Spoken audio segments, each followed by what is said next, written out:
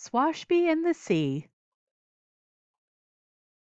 written by Beth Ferry, illustrated by Juana Martinez Neal. Captain Swashby loved the sea. The sea and he had been friends for a long, long time. She knew him in and out, up and down, and better than anyone. So when Swashby retired, it was to a small house on a small beach as close to the sea as he could be. Whenever he needed something, the sea provided exactly the right thing at the right time. Life was just the way Swashby liked it, salty and sandy and serene. Until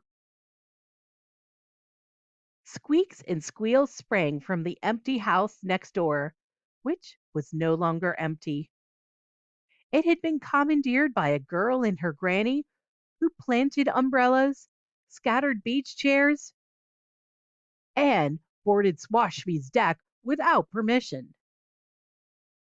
Swashby battened down their hatches, hid when the doorbell rang, and fed their oatmeal cookies to the gulls. He didn't need neighbors. He didn't want neighbors. Neighbors were noisy, a nuisance, annoying. So in return, he left a message written clearly in the sand.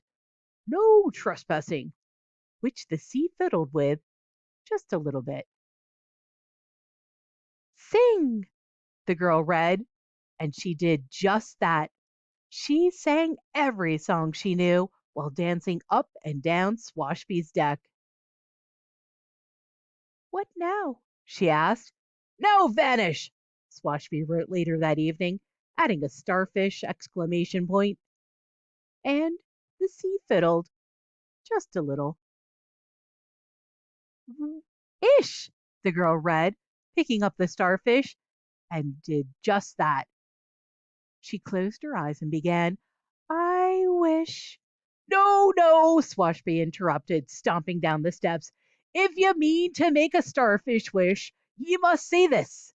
Starfish back to the waves so blue, the sea will see a wish come true. How lovely, Granny said. We wish you'd come for a cup of tea, Mr. Swashby.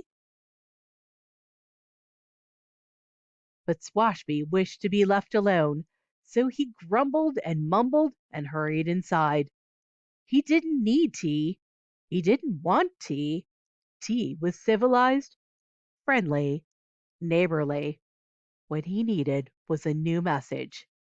Please go away, he wrote firmly in the sand. And once again, the sea fiddled just a little. Foo. Hey, the girl sounded out and did just that with Swashby's shells and stones, with his buckets and shovels.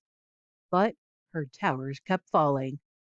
Barnacle bottoms, Swashby muttered, marching out. You're doing it all wrong. You must not use the sun-baked sand. It's the sea sand that does the trick.